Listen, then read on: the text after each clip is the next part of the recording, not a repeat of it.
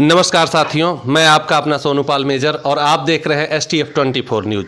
साथियों, आज मैं प्रतापगढ़ जनपद के कोडरा माधोपुर ग्राम सभा में उपस्थित हूं और आप सभी को पुनः एक बार रूबरू कराने जा रहा हूं आचार्य करुणाकांत शास्त्री जी से।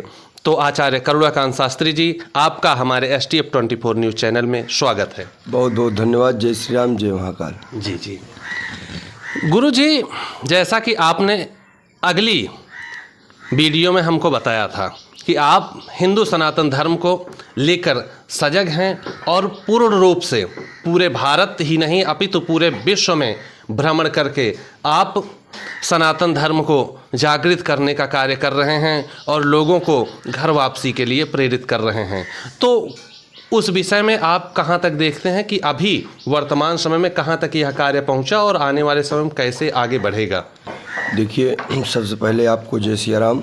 आपकी STF न्यूज़ 24 को सभी दर्शकों को जय सिया राम। जी जी। देखिए, जैसे कहा गया है कि हिंदू धर्म, जी जी, हम लोगों का हिंदू धर्म का हम आपको पहले ही बताए थे कि हम लोगों को विश्व अपने झंडा को, हिंदू धर्म को, सत्य सनातन धर्म को विश्व पटल और हिंदू धर्म जगाने को हम लोगों का कार्य है और हर एक हिंदू को हम लोग जगा रहे हैं। और हमारा हिंदू धर्म अब इतना आगे बढ़ चुका है, हर एक कार्यों को अग्रेसित हो गया है और हर एक कार्यों को लेकर के अपने हर एक हिंदू धर्म को विश्वास पात्र रूप से मान रहा है और समस्त देवी देवताओं की पूजा में तल्लीन होकर के अपने इस हिंदू धर्म को मान्यता मान करके इस हिंदू धर्म को आगे बढ़ा रहा है। जी जी जी।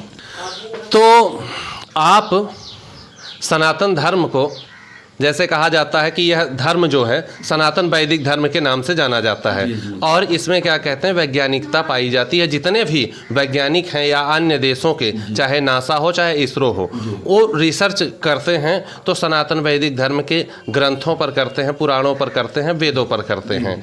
और अभी जैसे लोग कहते हैं कि हिंदू धर्म जो है, इसमें क्या कहते हैं, हिंदू शब्द जो है इस्लाम धर्म की कई सारी पुस्तकें हैं उनमें से आता है, अपितु जो सनातन धर्म के खुद के वेद हैं उनमें हिंदू धर्म कहीं पर लिखा नहीं आता। इस विषय में आप कहते हैं? देखिए, पहले इस्लाम, हिंदू, ये जो सब हैं, इसको एक तथ्य को एक बगल करिए। पहले देखिए जो था हिंदू, जी जी, और पहले ज्योतिष, आज भी के वैज्ञानिक जो आपने कहा कि वैज्ञानिक रिसर्च कर रहे हैं, जी जी, आज के भी वैज्ञानिक रिसर्च कर रहे हैं कि सूर्य कहाँ से आया, पृथ्वी कहाँ से हुई, चंद्र कहाँ से हुआ है। जी जी। लेकिन हमारा जो है शास्त्र, वेद, पहले ही नवग्रह का जो है पूरा सार तथ्य निकाल करके बैठ गया है। जी जी। तो हमारा हिंदू धर्म है, हम इसको मानेंगे और इसको मानना पड़ेगा सब लोगों को।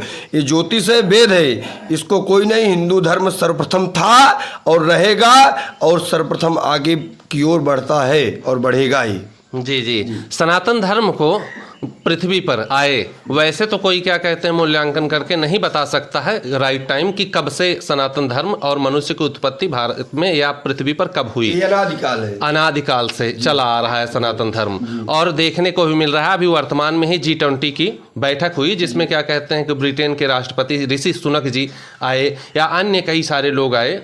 वो लोग क्या कहते हैं सनातन धर्म के प्रति अपना क्या कहते हैं शीश झुकाते नजर आए। आप इसको कैसे देखते हैं? भारत का ये 21वीं सदी जो कहा जाती है, भारत की सदी कही जा रही है। ये तो बहुत बढ़िया है, ब्रिटेन से राष्ट्रपति जी ने शीश झुकाया, क्योंकि हिंदू धर्म इसमें कोई दोगलीबाजी नहीं है। हिंदू धर्म विश्व पटल पर व्यक्तियों को ले जाता है और यह हर एक चीज़ हर एक क्षेत्रों में जोड़ने के व्यक्तियों को काम करता है, हर एक व्यक्तियों को अच्छा मार्ग और अच्छा जीवन। और आदमी यही जितने भी नाना प्रकार के जंजालों से जुड़ा था, नाना जंजालों में घिरा था, वह हिंदू धर्म में आया है, भगवान के चरण में आया है तो उसका उद्धार हुआ है। तो भगवान के शरण में जो आएगा उसका उद्धार होगा और भगवान के शरण में आना है तो हिंदू धर्म पहले आपको धारण करना होगा और हिंदू बनना पड़ेगा। जी जी जी। और अभी वर्तमान में इस्लाम धर्म को बहुत सारे लोग छोड़ रहे हैं और जैसे क्या कहते हैं कि एक्स मुस्लिम समीर हो गए, एक्स मुस्लिम साहिल हो गए, एडम सीकर हो गए, या बहुत सारे लोग इस्लाम धर्म को जान करके और पढ़ रहे हैं उसको, और पढ़ करके कुरान को या हदीसों को पढ़ करके धर्म छोड़ करके पुनः घर वापसी कर रहे हैं। वो जो घर वापसी कर रहे हैं उन लोगों के लिए आप कुछ संदेश कुछ देना चाहें? बहुत बहुत धन्यवाद। देखिए, उन लोगों की आंखों के पर्दा हट गया कि हमें इस्लाम धर्म में क्या फ़ायदा और हिंदू धर्म में क्या फ़ायदा है। जी जी। बच्चे कोई नहीं है। हिंदू धर्म में उनको फायदा लगा, सब चीज सात्विक विचारे लगे तो हिंदू धर्म में आ रहे हैं। स्वागत है। सभी हिंदू धर्म भाइयों से प्रार्थना है कि वो हिंदू धर्म में आए, जागृत हो और सब एकत्रित होकर के भगवा रंगमय लेकर के श्री राम जय श्री राम का नारा लगा करके उद्घोष अपने जीवन को कृतार्थ करें। जी जी। और गुरुजी अभी कुछ ही दिनों में जैसे मलमास का मास चल रहा है हिंदी पंचांग के हिसाब से, और आने वाला जो क्या कहते हैं अगला मास होगा वो क्या कहते हैं पितृपक्ष का होगा। तो पितृपक्ष में कहते हैं जैसे पितरों को भाई तर्पण किया जाता है, उनको पानी दिया जाता है। तो पितरों को तर्पण करने से और पानी देने से क्या लाभ होता है और ना देने से क्या हानि होती है? देखिए, सर्वप्रथम पितृपक्ष जो है ये पितृपक्ष हमारे पूर्वजों के लिए होता है। जी जी। हमारे जो पूर्वज गुजर जाते हैं हमारे घर से, जी तो इनको तिलाद या पितृ तर्पण इनका किया जाता है। जी जी। यदि हमारे घर में पितृदोष है, जी जी। पितृदोष जिस घर में रहता है उस घर में न किसी भी प्रकार की बरकत होती है और नाना प्रकार की कला से आदमी परेशान रहता है। जाहिर सी बात है कि जो व्यक्ति जिंदे पर खाया है मरने के बाद खाएगा। इसीलिए 15 दिन पितृपक्ष स्क्वार में लगता है, 15 दिन चैत्र में लगता है। इस अपने पितृपक्ष में अपने पितरों को तर्पण करना चाहिए। जिस तिथि पर हमारे जो है पूर्वज गुजर गए हैं उस तिथि पर अपने पूर्वज को पिंडदान करना चाहिए, तिलाद क्रिया करना चाहिए। उसके बाद ब्राह्मणों को बुलाकर भोजन कराना चाहिए। यदि जो जिस घर में पितृ नहीं तृप्त हैं उस घर में जीवन में कुछ नहीं सही है। वह समस्त प्रकार के चाहे आर्थिक हो, चाहे शारीरिक हो, चाहे व्यावसायिक हो, किसी भी ना किसी भी प्रकार से वो परेशान रहते हैं। जी जी। तो पितरों का तर्पण करना किस प्रकार से चाहिए, इसकी कुछ सही क्रिया वैसे आप बताना चाहें तो? पितरों के तर्पण की क्रिया तो सर्वप्रथम देखिए, जल उठाएं गंगा जी से। प्रथम बार यदि देने हैं जी जी। तो हम अपने थाली पे काला तिल, चावल, कुशा लेकर के अपने पुरोहित से कुशा लेकर के अपने पितरों को तर्पण करें। अपने पितरों का नाम ले, 3 पीढ़ी तक नाम लेकर के अपने पितर को तर्पण करें कि आप जहाँ कहीं हो, स्वर्ग आकाश पाताल जहाँ कहीं भी हो, आपका जो मैं तर्पण कर रहा हूँ आपको प्राप्त होगा और हमारे घर में सदैव प्रकार की मंगल कृपा है। क्योंकि जिस घर में पितृ तृप्त है उस घर में सदैव नाना प्रकार का मंगल होता है। और पितृ नहीं तृप्त है तो वहाँ पर पितृदोष है, तो वहाँ पर जो है पितृ का वास, प्रेत का वास होता है। वही नाना प्रकार से व्यक्ति भूत प्रेत से परेशान होकर के नाना प्रकार की परेशानियों से व्यक्ति गिर जाता है, फिर उसको कोई रास्ता नहीं दिखता है। जी जी। और कुछ लोग क्या कहते हैं कि अभी विसंगति में लिप्त हो रहे हैं और ऐसे लोगों का कहना है जो आधुनिकता के भाई डींगे मारते रहते हैं और सनातन धर्म से थोड़ा दूरी बनाकर रहते हैं, वो लोग कह रहे हैं मृत्यु भोज को लेकर के कि मृत्यु भोज बंद किया जाए। एक प्रकार से यह क्या कहते हैं अभिशाप है, ये पितरों को नहीं मिलता है। देखिए, पितरों को नहीं मिलता है जो कहते हैं सर्वप्रथम पहले तो मूर्ख है। जी जी। देखिए, पितरों को नहीं मिलता, लेकिन जो पिंडदान इत्यादि किया जाता है मृत्यु भोज, क्योंकि मरने के बाद 13 दिन तक आत्मा जो है उनके घर पर रहती है। और 13 ब्राह्मण जिस दिन 13वीं के दिन खाते हैं उस दिन उस व्यक्ति की जो है प्राण यहाँ से छूट जाता है, यहाँ से निकल जाता है। मतलब घर से जो है मृत्यु आत्मा जो है निकल जाती है। और जो मृत्यु भोज की बात की गई है, देखिए मृत्यु भोज करना गलत बात नहीं है। देखिए, आदमी का व्यवहार था, पारंपरिक था, या आदमी व्यवहार के लिए करता है, ना कि कोई दबाव से थोड़ी नहीं करता है, आदमी व्यवहार से करता है। गलत बात है कि मृत्यु भोज बंद किया जाए। जी जी। और अभी मृत्यु भोज को लेकर राजस्थान सरकार, मैं क्या कहते हैं मृत्यु भोज पर पूर्ण रूप से भाई आज आपसे चर्चा कर ही लेना चाहता हूँ। जो राजस्थान सरकार है गहलोत जी की, और उत्तर प्रदेश के अभी वर्तमान में जो भूतपूर्व मुख्यमंत्री रहे हैं नेताजी अखिलेश जी के पिता मुलायम सिंह यादव जी, उनकी अंत्येष्टि क्रिया नहीं की गई। उनके अंत्येष्टि में मृत्यु भोज नहीं किया गया, भोज का यानी प्रबंध नहीं किया गया तथा अन्य क्रियाएं की गईं। आप इसको किस नज़र से देखते हैं? देखिए, क्या नेताजी अभी क्या कहते हैं कि गोलोक को नहीं गए होंगे यहीं? भाई, अब उनकी नज़र में नहीं गए हैं, लेकिन भगवान की नज़र में तो पहुँच गए हैं। गोलोकवासी जिस दिन आदमी चाहे 10 दिन 15 दिन मृत्यु भोज न करे, लेकिन जो हमारा शास्त्र कहता है, जी जी, हम किसी के कहने अहम वहम से नहीं मानेंगे। जो हमारा शास्त्र कहेगा, गरुड़ पुराण उठाकर देख लें। जी जी। चाहे अखिलेश हो, चाहे राजस्थान हो, चाहे जो हो, जी जी, गरुड़ पुराण उठा के देख लें, नज़र खुल जाएगी। नहीं तो ब्राह्मण को बुलाकर सुन लें कि 13वीं किस लिए की जाती है। मृत्यु भोज करना हमारे लिए लाभदायक है कि हानिकारक है? जी जी जी।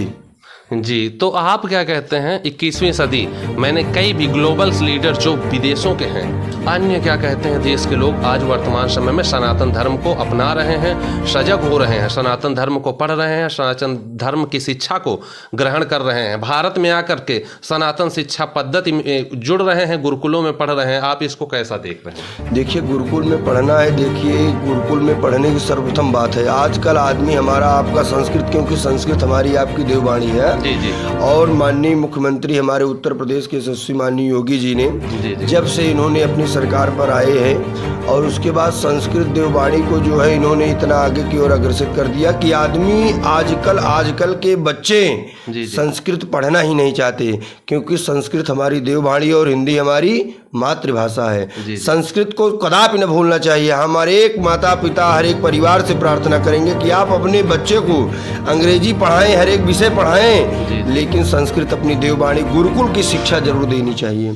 क्योंकि जब तक व्यक्ति गुरुकुल की शिक्षा नहीं पाएगा तब तक वह संस्कार, कैसे किस संस्कार में रहना चाहिए, कैसे किस प्रति आदर भाव से बोलना चाहिए, वह आदमी और बच्चों को ज्ञान नहीं होगा। और जैसे कि आज के बच्चों को है, उनको किसी भी प्रकार के ज्ञान, संस्कार की ज्ञान, पूजा पाठ, हर एक चीज की क्षेत्र चाहे जो भी क्षेत्र हो, बड़े व्यक्ति के आदर भाव से, तो वह अपने छोटे व्यक्तियों का जो है आदर नहीं करेगा तो वह जीवन में क्या तरक्की कर लेगा। चाहे जितना बड़ा अधिकारी बन जाए, उससे कोई मतलब नहीं है। जी जी। कहते नहीं, विनाश काले विपरीत बुद्धि। तो चाहे जितना बड़ा व्यक्ति हो जाए, लेकिन गुरुकुल शिक्षा जरूर जानी चाहिए और गुरुकुल शिक्षा जरूर ग्रहण करनी चाहिए। जी जी।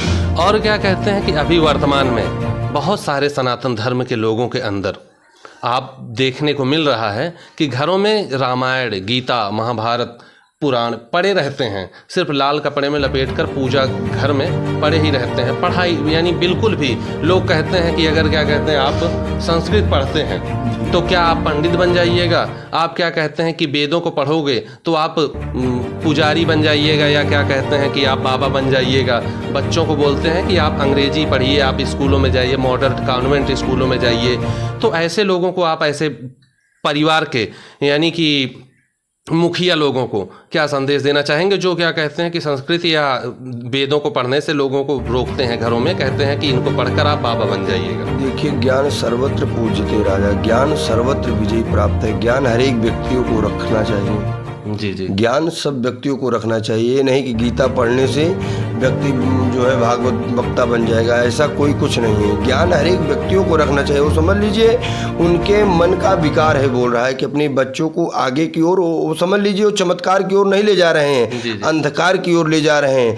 आज आप भी चले जाइए, चाहे जिस भी क्षेत्र हो, IAS हो, PCS हो, दरोगा हो, पुलिस हो, इंस्पेक्टर हो, वकील हो, लेखपाल हो, चाहे जहाँ जाएंगे, लेकिन गीता पुराण की बातें हर एक क्षेत्रों में आती हैं। तो जो गीता पुराण का और रामचरितमानस पाठ का अध्ययन करना तो बहुत जरूरी है। बाबा गोस्वामी तुलसीदास जी ने पहली चौपाई में ही लिख दिया कि बंदव गुरु पद पदुम परागा, सुरुच सुबास सरस अनुरागा। श्री रामचरितमानस पाठ सबको करना चाहिए। और फिर बाद में क्या लिखे कि यह कलिकाल कठिन उर्गारी और पाप परायण सब नर नारी।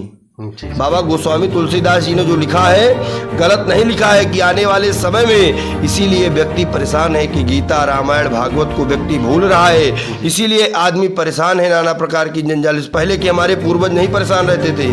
वह चाहे ब्राह्मण हो, चाहे क्षत्रिय हो, चाहे वैश्य हो, चाहे शूद्र हो, वह हर एक चीज का अध्ययन रखता था। और आजकल के व्यक्ति अध्ययन क्या रखते हैं कि अंग्रेजी क्या जाना है, हाउ टू यू डू। तो वैसे आदमी नीचे की ओर जा रहा है।